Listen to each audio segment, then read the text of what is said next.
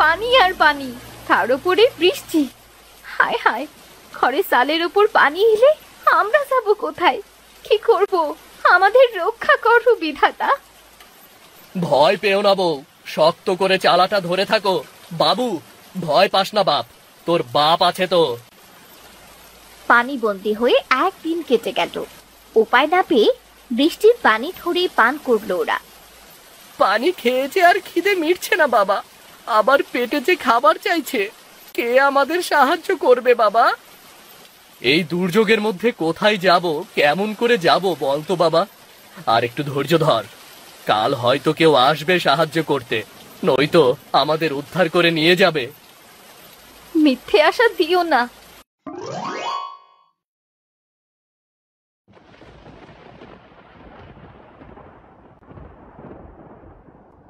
রহমত আর তার বউ ভীষণ চিন্তিত। দাওয়ায় বসে আছে দুজনে। আকাশ তখন কালো মেঘে ঢেকে আছে, বৃষ্টি নামবে বলেও এখনো নামেনি।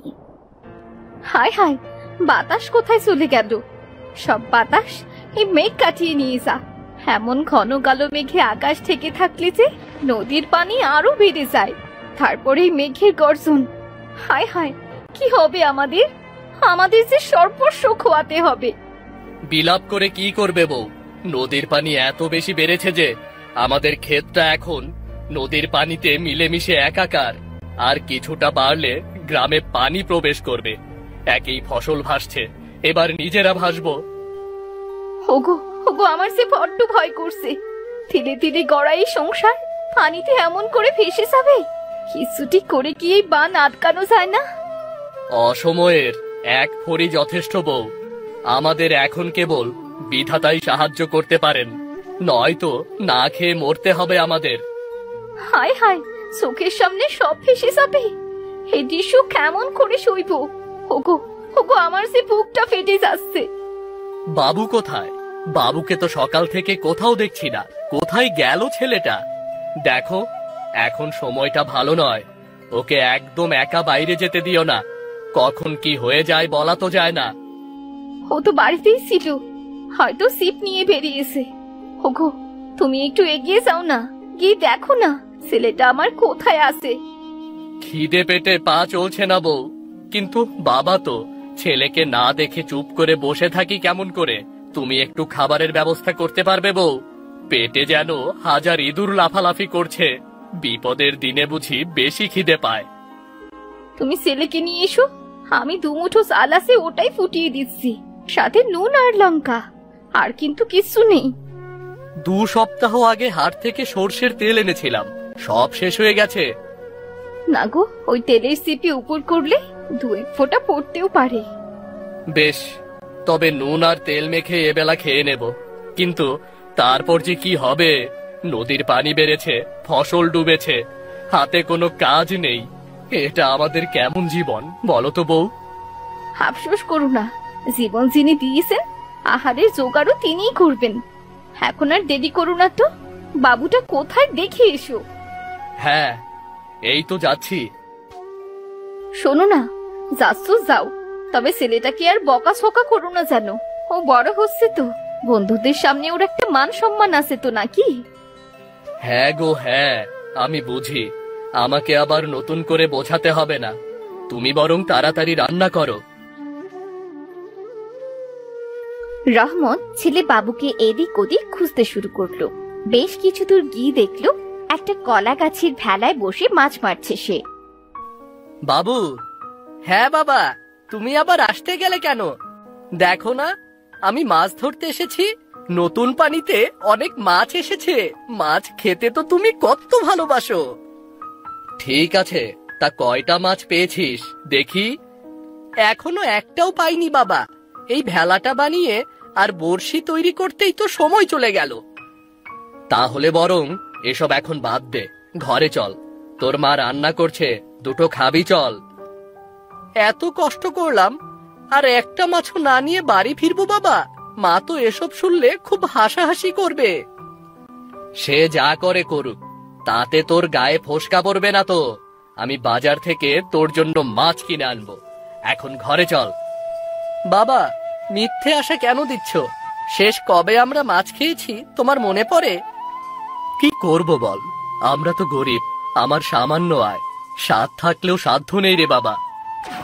বাবা দেখো, ওই তো একটা মাছ, তুমি একটু অপেক্ষা করো, আমি ওকে ধরে নিয়ে আসি।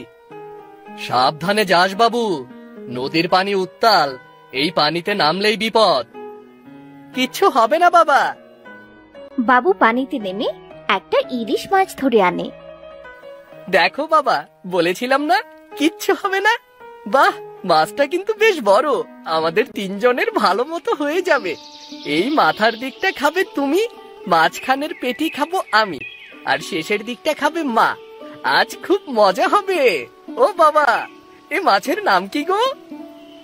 আরে বাপ রে, এ তো দেখছি ইলিশ মাছ। আহ, কত কাল ইলিশ খাইনি। জানিস বাবা, আমার বাবা মস্ত বড় ইলিশ আনতো, আমার মা সেই মাছ রান্না করতো, সারা বাড়ি ইলিশের গন্ধে ভরে থাকতো রে। চলো বাবা, আমরা মাছটা নিয়ে বাড়িতে যাই, মা খুব খুশি হবে। হ্যাঁ বাবু, চল।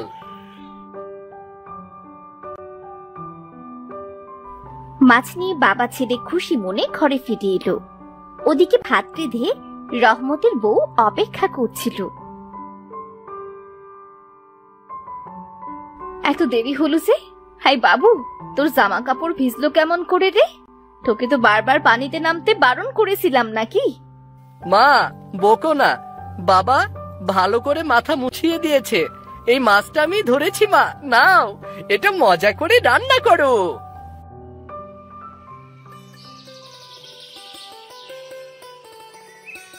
ইলিশ মাছ?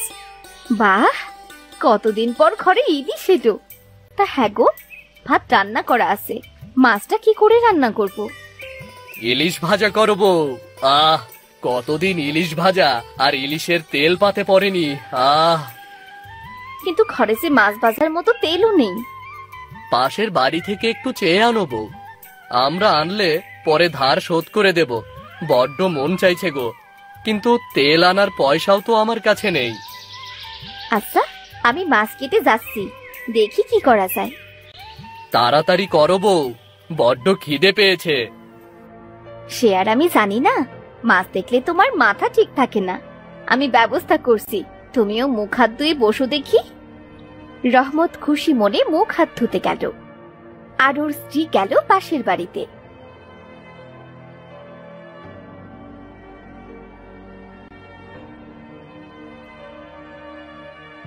কি গো বাবুর মা, তুমি এই অবেলায় আমাদের বাড়িতে?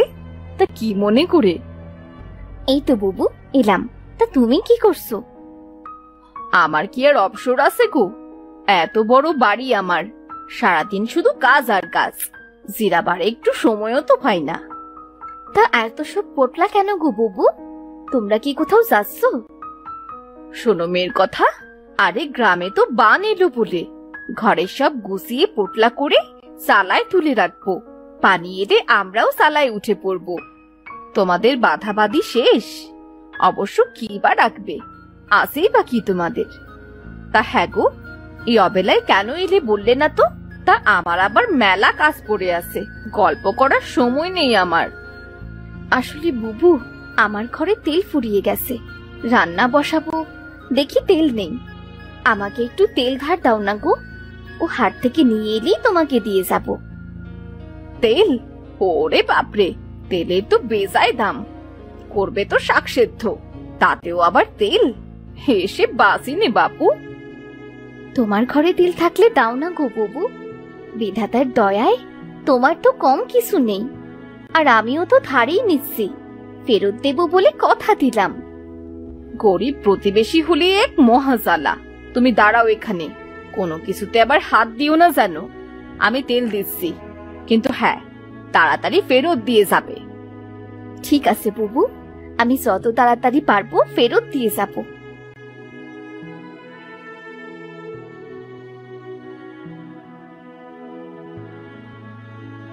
প্রতিবেশী মিতার কটু কথা আজ রহমতের বউ গায়ে মাখল না, কারণ আজ বহুদিন বাদে তাদের ঘরে ইলিশ মাছ রান্না হবে।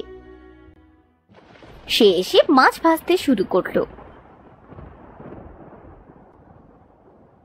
আহ, কি ভালো গন্ধ ছেড়েছে মা। এ মাছের গন্ধেই তো এক থালা ভাত খেয়ে ফেলা যাবে। মাছটাও বেজায় স্বাদের, খেয়ে দেখ না এক টুকরো। এমন মজার মাছ তুই আগে কখনো খাসনি। দেবে এক টুকরো নাকি ভাতের সাথে? ওসব নিয়ে ভাবিস না, 4 টুকরো মাছ হয়েছে। তোর বাবার 1 টুকরো, আমার 1 টুকরো, আর বাকি 2 টুকরো তোর। এখন গরম গরম 1 টুকরো খেয়ে নে তো। দাও তবে। আহ, দেখেই কি সুন্দর লাল করে ভেজেছো। মাছ ভাজা খেতে মজা। সবাই বলে এই কথাই মা, জানো তুমি? কথা না বলে খেয়েই তো দেখ। তোর বাবা অপেক্ষা করছে এই মাছটা ভেজে খেতে দেব তোদের। নে খা। বাবু 1 টুকরো মাছ ভাজা খেলো। আহ মা, সত্যি ভারী মজা খেতে। এবার চল ইলিশের তেল দিয়ে ভাত মেখে ইলিশ ভাজা দিয়ে খাবি চল। এখানেই দিয়ে দাও বউ, আর যে থাকতে পারছি না। সারা বাড়ি ইলিশের গন্ধে ম ম করছে গো। এখানে খাবে? আচ্ছা বসো। পরিবারের 3 জন সামান্য ভাত ভাগ করে মাছ ভাজি দিয়ে তৃপ্তি করে ভাত খায়। আহ, কতদিন পর পাতে ইলিশ পড়লো। মাছটা খুবই সুস্বাদু ছিল, একেবারে নদীর টাটকা ইলিশ বলে কথা। তাহলে আমি প্রতিদিন মাছ ধরতে যাব। যদি রোজ পাতে মাছ পড়ে, আহ, শান্তি হবে। মাছ আনতে তোর যেতে হবে না বাবু। নদী প্রতি বছর মানুষের প্রাণ নিয়ে শান্ত হয়। তোর কিছু হলে আমাদের কি হবে বলতো? তাছাড়া রাত থেকে 2টো খাবার খাবো, সেই চালটুকুও তো নেই। আহা, রাতটুকু কষ্ট করে পার করো, কাল সকালে কিছু একটা ব্যবস্থা হয়ে যাবে। মিতা বুবুর তেল কিন্তু আগে ফেরত দিতে হবে, নইলে যে মান থাকে না। আচ্ছা ঠিক আছে, তুমি এত ভেবো না। হঠাৎ চারিদিক পানিতে ভেসে গেল। ধীরে ধীরে বাড়তে থাকলো পানির উচ্চতা। রহমত তার বউ আর ছেলে বাবুকে নিয়ে তাদের ঘরে চালে আশ্রয় নিল। হে বিধাতা, হে কি বিপদ হলো! চারিদিকে শুধু পানি আর পানি, তার উপরে বৃষ্টি। হায় হায়, ঘরে চালের উপর পানি এলে আমরা যাব কোথায়? কি করব? আমাদের রক্ষা করো বিধাতা। ভয় পেও না বউ, শক্ত করে চালাটা ধরে থাকো। বাবু, ভয় পাস না বাপ, তোর বাপ আছে তো। পানি বন্দী হয়ে 1 দিন কেটে গেল। উপায় না পেয়ে বৃষ্টির পানি ধরে পান করলো ওরা। পানি খেয়েছে আর খিদে মিটছে না বাবা, আবার পেটে যে খাবার চাইছে। কে আমাদের সাহায্য করবে বাবা? এই দুর্যোগের মধ্যে কোথায় যাব, কেমন করে যাব বলতো বাবা? আর একটু ধৈর্য ধর, কাল হয়তো কেউ আসবে সাহায্য করতে, নয়তো আমাদের উদ্ধার করে নিয়ে যাবে। মিথ্যে আশা দিও না, গরিবের খবর কেউ নিতে আসে না। নিজেদেরটা আমাদের এখন নিজেদেরকেই ভাবতে হবে। তখন ভাসতে ভাসতে বাবুর তৈরি করা কলা গাছের ভেলাটা সেখানে এলো। বাবা দেখো, আমার তৈরি করা ভেলা। চলো বাবা, আমরা এই ভেলায় করে কোনো উঁচু জায়গায় গিয়ে আশ্রয় নেই। শুকনো জায়গায় তো থাকতে পারবো, তাই না? বাবু ঠিকই বলেছে গো, নিচে পানি ওপরে আকাশ, এমন করে আর থাকা যাচ্ছে না। চলো আমরা গিয়ে কোথাও আশ্রয় নেই, তারপর না হয় তুমি একটা কাজের ব্যবস্থা করে নিও। বেশ, তোমরা এত করে যখন বলছো তখন চলো। ভেলায় ভেসে ওরা একটু উঁচু জায়গায় আশ্রয় নিল। আমি এখানে উনুন তৈরি করি, তুমি দেখো যদি কোনো খাবারের ব্যবস্থা করতে পারো। আমি ভেলা নিয়ে এদিক ওদিক গিয়ে দেখছি। বাবু, তুই তোর মায়ের সাথে থাক। ঠিক আছে বাবা, তুমি সাবধানে যেও। রহমত চলে গেল। ওর বউ জায়গা পরিষ্কার করে থাকার মতো করে গুছিয়ে নিল। পাশেই তৈরি করলো একটা উনুন। সে খড়কুটো গোছাতে ব্যস্ত হয়ে পড়ল। বাবু নদীর পাশে বসে মাছের অপেক্ষা করছিল। তখনই সে 2টো জোড়া ইলিশ ধরে ফেলল। হো মা গো, কোথায় যাবে গো? এই যে জোড়া ইলিশ! এত বড় বড় ইলিশ আমি কখনো দেখিনি আগে, কিন্তু এটা কাটবো কেমন করে? মা, ওই দেখো, গাছের সাথে কে যেন দা বাঁধিয়ে রেখেছে, ওটা দিয়েই কাটো। আহ, আজ আবার ইলিশ খেতে পারবো গো। আচ্ছা বাবু, বন্যায় তো অনেকেই পানিবন্দী হয়ে আছে। আমরা যদি ইলিশ ভাজা আর ভাত বিক্রি করি তাহলে কেমন হয় বলতো? খুব ভালো হয় মা। বাবার তো কাজ নেই, বাবার তো একটা কাজের ব্যবস্থা করতে হবে, সাথে আমরাও দুবেলা ইলিশ ভাজা আর ভাত খেতে পারবো। তোর বাবা এলে সবটা বুঝিয়ে বলতে হবে। কিছুক্ষণ পর রহমত কিছু চাল, মরিচ, নুন আর তেল নিয়ে ফিরল। নাও বউ, এই পোটলাটা নাও, বিধাতার দয়ায় আজ একটু জুটেছে বউ। কিন্তু তোমার কাছে তো কোনো টাকা ছিল না, এগুলো? আজ এই হাতে দান নিয়েছি গো বউ। মন বাধা দিচ্ছিল, কিন্তু ছেলেটার শুকনো মুখ আমাকে বাধ্য করলো। দেখো বাবা, আমি জোড়া ইলিশ পেয়েছি, আর মা তোমার জন্য একটা নতুন কাজের ব্যবস্থা করেছে। বলো কি গো, সবটা বলো আমাকে তাড়াতাড়ি। রহমতের বউ ভাত আর ইলিশ ভাজি করলো। রহমত আর বাবু সেই খাবার ভেলায় চড়ে বিক্রি করতে গেল। আজ 2 দিন ধরে শুকনো খাবার খেয়ে বেঁচে আছি। ইস, যদি একটু ভাত পেতাম। আমরা খাবার বিক্রি করছি বুবু, আপনি কি খাবার কিনবেন? হ্যাঁ হ্যাঁ, অবশ্যই। কি খাবার আছে? ভাত আর ইলিশ ভাজা। বাহ, বন্যায় ইলিশ ভাজা! দাও দাও, আমাকে 3টে দাও। কাল আবার এসো। তা কত হলো? 500 টাকা। এই নাও। আহ, মজা করে ইলিশ খাবো। একদিনের ইলিশ ভাজা আর ভাত বিক্রি করে ওরা অনেক টাকা পেল। বাহ, এসে অনেক টাকা, আমাদের আর অভাব থাকবে না বলো? এখন থেকে আমি রোজ মাছ ধরবো। বন্যার পানি চলে গেলেও ভাত আর ইলিশ ভাজা বিক্রি চালু করব, কি বলো বউ? সেই ভালো, তবে মাছ কিনে এনো। বাবুকে আমি আর পানিতে নামতে দেব না। তাই হবে। এবার আমাদের দুটো খেতে দাও তো। তোমরা বসো,